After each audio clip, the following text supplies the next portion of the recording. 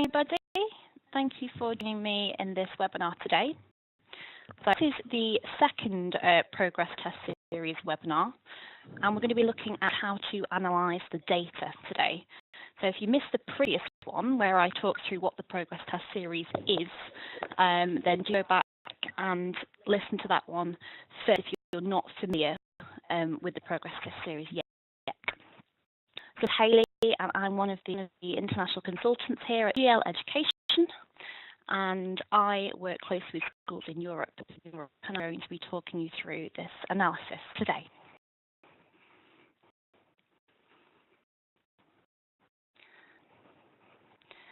So previous webinar, we understood what the Progress Series is and how it can be used. And I'm going to be looking at how to interpret and analyse the data, consider how the Progress Test can assist with teaching and learning in your school, and to understand how the Progress Test can be used alongside measures of potential.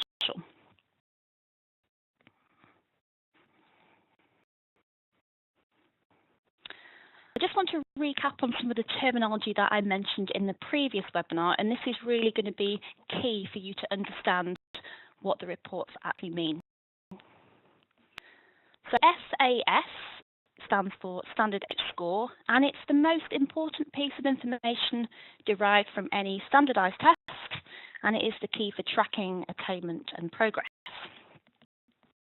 That is based on the student's raw score from the test, which has been adjusted age and placed on a scale that makes a comparison with a nationally representative sample of students of the same age across the UK. The possible range of scores is from 69 up to 141, with the score being 100. And the graph you can see on the screen shows the expected distribution of scores, and it is this hump which is seen in pink on your reports. So in this way you can easily compare the distribution of your cohort with that of this UK sample. Now, if you'll see there are stay lines, and this places the student score on a scale of 1, which is the lowest, to 9, which is the highest, and offers a broad overview of the student's performance. So a score of 100, as you can see on the screen, places the student in stay line 5. Signs are an interesting way of looking at the data, since a small change in SAS may not be significant, but a small change in stay line would be. See, we've got percentile ranks on the screen, and this is the percentage of students obtaining any particular score. For example, a rank of 95 means that the student score is within the highest 5% of this UK sample.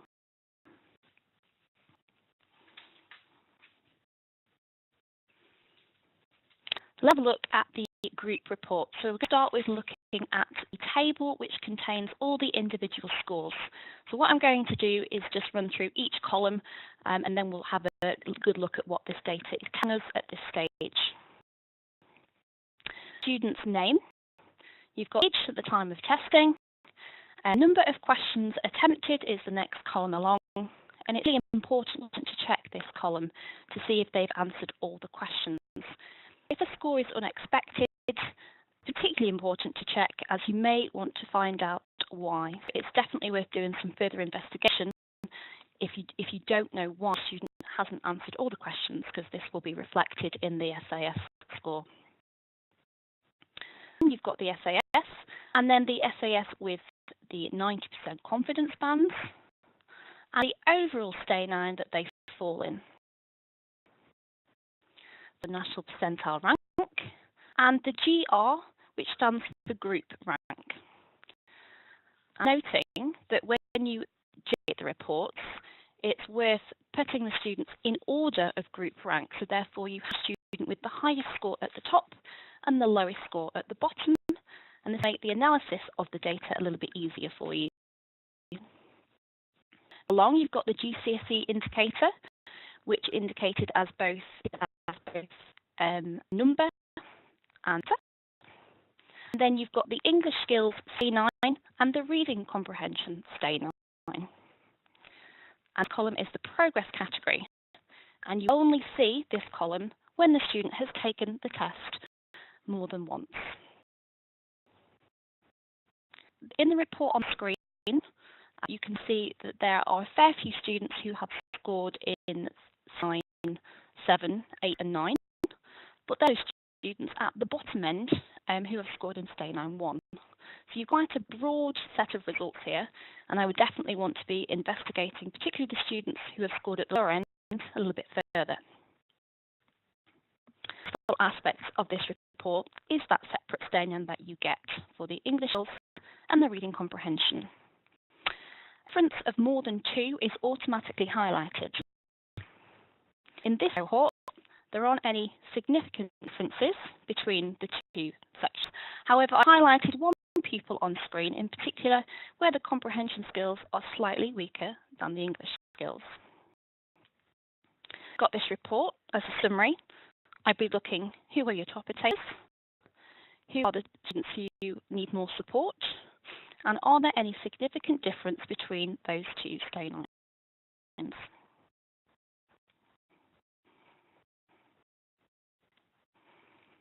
So to briefly show you what the report looks like for the primary, there's a scaled score for both the SPAG section and the reading comprehension. And if you want this on the report, when you actually download your report, you need to make sure that you select that you want at the key end of Stage 2 scaled scores, or still using the national curriculum levels, then that is also an option for you. Pupil working with a scaled score of 100 or more is working at or above the expected standards in the subject.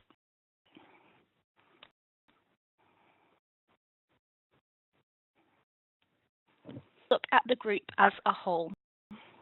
On the chart, we can see an overview of the performance of the cohort, and this really allows you to identify any trends. Now, in this particular cohort, the average is slightly higher than that of the UK average, and you can see that in the table at the bottom.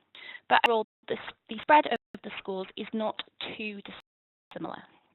As I mentioned on the previous slide, the scores are quite spread out. You do have some students who have scored below 74 in the very low category, and some students who have scored at the very high end. So if these students are in the same class, then they're going to need some effective differentiation. Now, the report also enables us to have a look at different subgroups. You'll get a breakdown of students by gender. So questions to ask yourself in this section is there a significant difference between performance for males and females? Have the males outperformed the females? And in this case, they have. Is this expected? What sort of further investigation do you need to do? And perhaps you need to put some interventions in place that are geared towards boys or girls. Now, in the file that you upload prior testing, you indicate whether the students are on the, your SEN register, and you also have options to fill in some custom fields. So here you can put comparisons in that you want to see to evaluate different subgroups that you might have in the school. So on screen you can see analysis by SEN, but you might also want to look at analysis by EAL students, for example.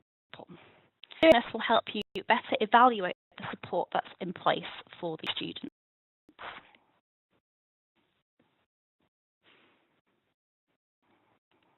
Let's dig a little bit deeper. So following on from this, you have a breakdown of the curriculum content categories. So you can see exactly where the cohort have performed well and where they might need more support.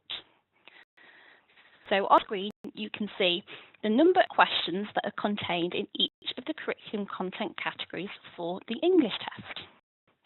The percentage that your group got correct, the percentage that the UK sample got correct, and the difference. So not only can you see the strengths and areas of development in your cohort, but how your cohort compares to the UK score. We can hear that the group has strengths in reading comprehension non-native and has number of questions answered correctly is in the English skills, in the grammar and punctuation. And in 3 out of those 4 curriculum content categories, the group has actually answered less questions correctly than the UK. So here you can easily make that comparison. This one is just for the English test, but similar breakdown for the maths and the science. So maths will report on curriculum content categories in terms of number, hour, show, probability and statistics, and then you get a further breakdown for the prose categories in fluency and facts, procedures, conceptual understanding, problem solving and mathematical reasoning. So you need to see where support is needed. And it's useful as well at this point to mention the Excel report, which you can use to look at the scores from one year to the next. So for example, if you're looking at your year 4 scores, you can then import the scores that they got last year into the same document and see how the number of questions answered correctly has changed and where they have performed well and where further support is needed. And you can look on a whole school level as well, so you could have a look at, years 3 to 6, for example, in the same spreadsheet.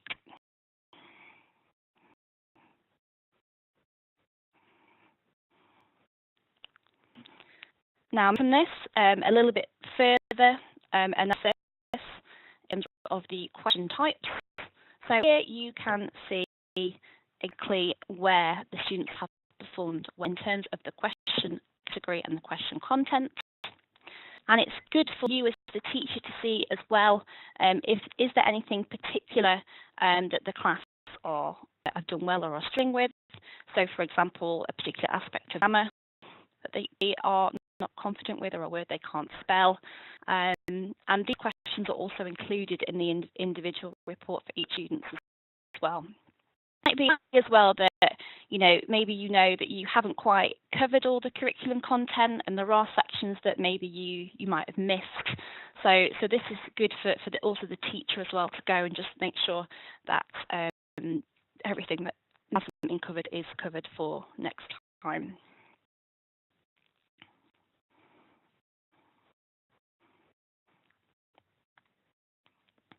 For the test as well, you get a comparison between the reading comprehension and the English skills, and it gives you the sort of profile that your student has. So it might be a balanced profile where there's no significant difference between the two, or it might be weighted to one side or the other.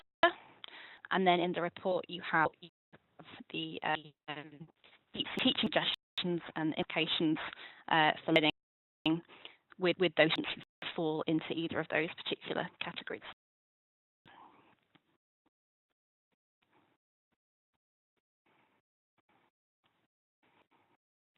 You probably won't have seen a progress report unless you have been using us for a number of years. After the second administration, you get a progress category, which is based on the difference between the SAS scores between the current administration and the previous. And the report shows you what that SAS difference actually is, and it gives you that progress category. And these are listed as expected, higher, much higher, lower, much lower. And it's worth noting that an SAS of 100 in one year and then an SAS of 100 in next year is expected progress. So these reports can really help identify where the support is needed, and it will help you monitor the impact of the interventions that you might have put in place with those students.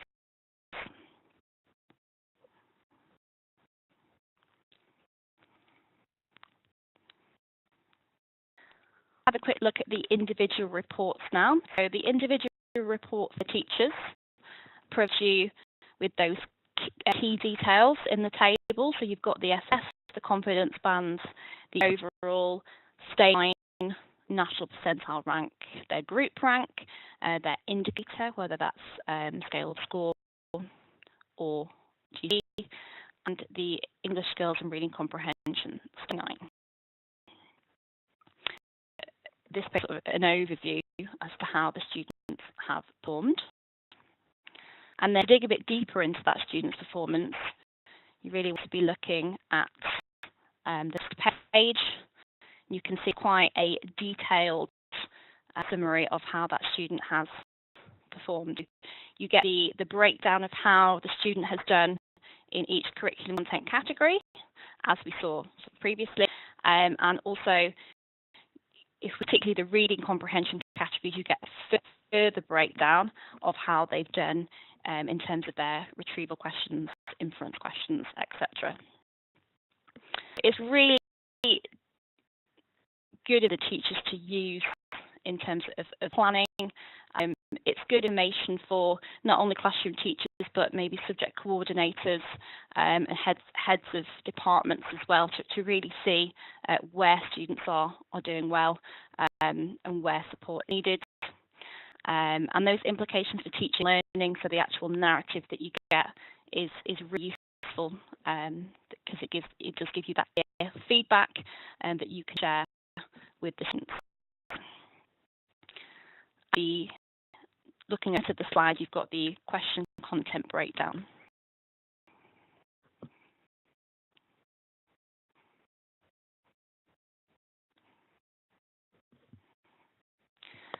Access to individual reports for parents. And really, these are designed to sort of enhance and build relationships with the parents, provide the information in a really sort of useful and clear way, and give the parents some advice as to how they can help the child with their learning. And there are actually 3 different reports that you can generate depending on how much information that you want to share, and that's if you decide to share the reports with parents at all. Many schools that we work with do it differently. It might be something that you decide to do straight away, or it might be something you do further down the line. It's up to you. So one on the left, you can see it's quite a detailed report with all the numbers, the SAS score, the breakdown of the curriculum content categories. And the one on the right is more of a short summary with no numbers. There's a profile of how the students performed in each of the areas and the short description of the profile at the bottom. And there's also another one just with the description of the profile.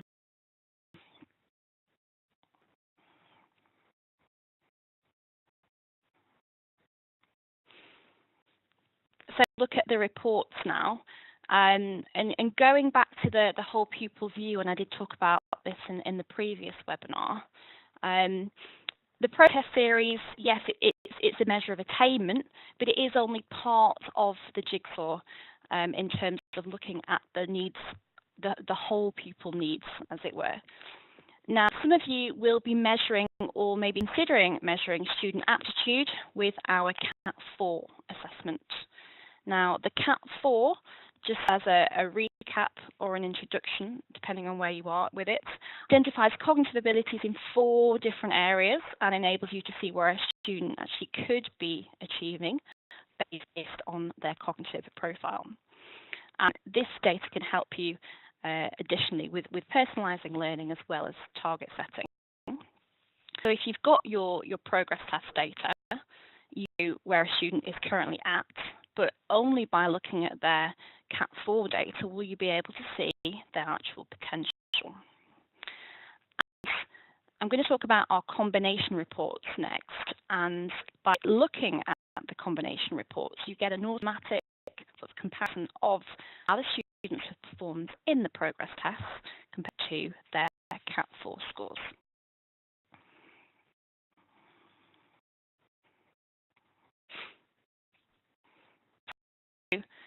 What here is the CAT4 verbal scores, so the verbal SAS, and we've got the protest English overall SAS. And then moving across, we've got the CAT4 quantitative SAS with the test maths SAS, and then we've got the discrepancy category for each one. I'm going to talk through a couple of these. So we've got Tom in the top row, and he's got 96 on his SAS, but overall PT score is 134.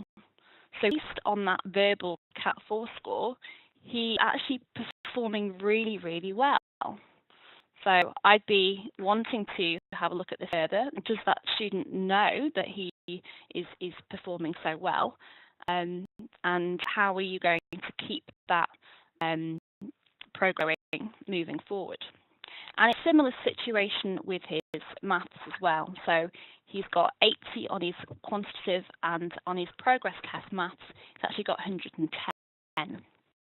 We're at the stage, if that student has had any particular intervention with maybe his language or his math skills, because it's like that's working as he's attaining quite highly in comparison.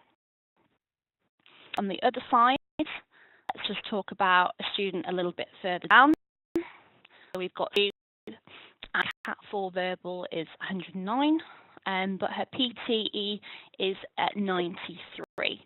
So her discrepancy category is much lower than expected. So at the moment, that student is not reaching their potential, and I'd want him to be having a look to see what's happening with that student in the classroom, having a chat to her teachers, and then considering how you can best support that student moving forward. And there might be some other barriers to learning that are not academic, so and then you need to consider looking at student attitudes, and that's where the PASS survey comes in.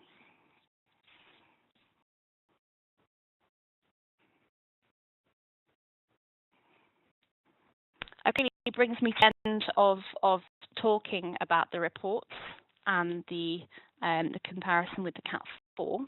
Just to recap, we've looked at how to interpret and analyse the data into various reports which are available, and consider how the progress test can assist with teaching and learning in your school. So you now know sort of what to look for, and which part of the reports will help you consider how to take teaching and learning forward. Add a look at the combination report, which looks at how progress tests can be used alongside measures of potential, which we do with our Cat 4. So I need to say for the moment, and I'm very happy to take any questions. Thank you very much, Hayley. We just need to see if there are any questions. Have any at the moment? If you have a question for Hayley, please just type that into the Q&A box, and Hayley will pick those up for you. Hayley, I think you gave a very clear explanation of that. For those of you who are on the line, I would recommend that you also have a look at the webinar that we recorded last week with the British School of Jakarta, and Hayley's introduction email a couple of weeks prior to that. So when we send the recording out for this email, we'll link links to those webinars so that you can find out more about what happened in those. So thank you very much, Hayley. Thank you very much, everybody, for joining us this morning, and we look forward to seeing you on a webinar again in the very future. Thank you.